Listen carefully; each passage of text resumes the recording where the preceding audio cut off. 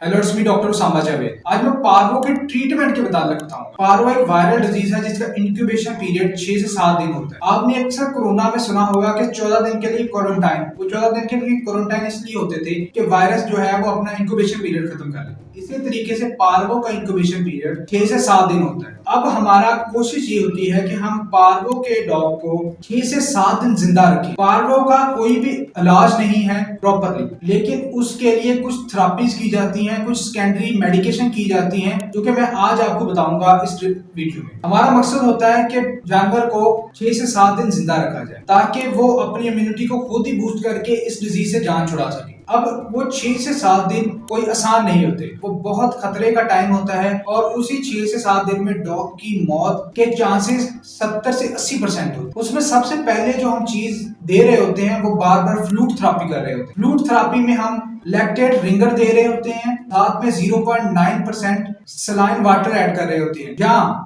Dextrose solution दे रहे होते हैं। अच्छा, ये तमाम जो मैंने आपको फ्लूड थेरापी की आईवी सॉल्यूशंस बताए हैं, ये उसके एनर्जी लेवल को डाउन होने से बचाते हैं, डिहाइड्रेशन को टैकल करते हैं और साथ में उसके इम्यून सिस्टम में होने वाले चेंजेस को रोक रहे होते हैं। फ्लूड थेरापी उसके लिए बहुत ज्यादा इंपॉर्टेंट होती है और ये हर 6 से 7 घंटे में फ्लूड सॉल्यूशन की बोतल लग रही होती है। इतनी ज्यादा फ्लूड थेरापी की जाती है क्योंकि वो कुछ खा नहीं रहा होता और साथ में डायरिया और वॉमिटिंग की वजह से बार बार डिहाइड्रेटेड हो रहा होता है, खून की कमी हो रही होती है उसमें, इसलिए फ्लूड थेरापी उसके लिए बहुत जरूरी है। फिर हम एंटीबायोटिक्स दे रहे होते हैं। एंटीबायोटिक्स बैक्टीरिया के लिए इफेक्टिव होती हैं। वायरल डिजीज में हम ये क्यों दे रहे होते हैं, ये सवाल अक्सर लोगों के ज़हन में आता है। एंटीबायोटिक देने का मतलब ये होता है कि वायरल डिजीज बॉडी के इम्यून सिस्टम को बिल्कुल तबाह कर देती है और तब दूसरे बैक्टीरिया को जो कि बॉडी में प्रेजेंट होते हैं उन्हें चांस मिल जाता है कि वो भी हमला कर दें और हार्म पहुंचाना स्टार्ट कर दें डॉग के लिए। उन चीज को बचाने के लिए हम एंटीबायोटिक दे रहे होते हैं ताकि सेकेंडरी इन्फेक्शन से बचाया जा सके। एंटीबायोटिक्स में अमोक्सिलिन, मेट्रोनिडाजोल,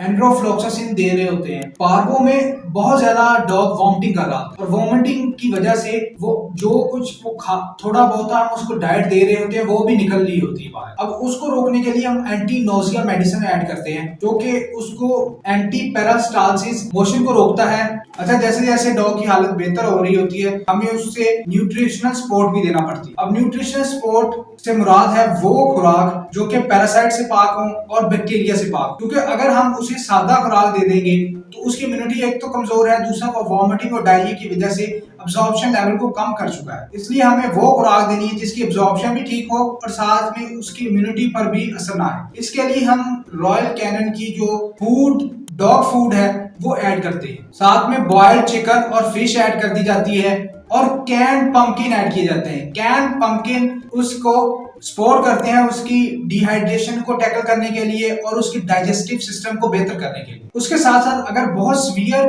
अनीमिया हो गया है, ब्लड ट्रांसफ्यूजन भी करते हैं ताकि उसके अनीमिया को टैकल किया जा सके और उसका ब्लड लेवल जो है वो अप किया जा सके। अगर ये ट्रीटमेंट 6 से 7 दिन डॉग को जिंदा रख ले तो डॉग बच जाता है और वो पार्वो से महफूज रहता है। लेकिन मेरा मशवरा ये है कि ये ट्रीटमेंट से बेहतर है कि एहतियात, इसलिए आप अपने डॉग को प्रॉपर वैक्सीनेशन करवाएं ताकि वो उसे पार्वो हो ही ना, तो वो ट्रीटमेंट की तरफ आए ना। अगर उसको पार्वो के साइन एंड सिम्टम्स स्टार्ट हो गए हैं तो फौरी तौर पर उसे डॉक्टर के पास ले जाएं ताकि उसका स्टार्टिंग से ही इलाज हो जाए और उसको बचाया जा सके। अगर आपको हमारी वीडियो पसंद आई है तो like, share and subscribe. Thank you.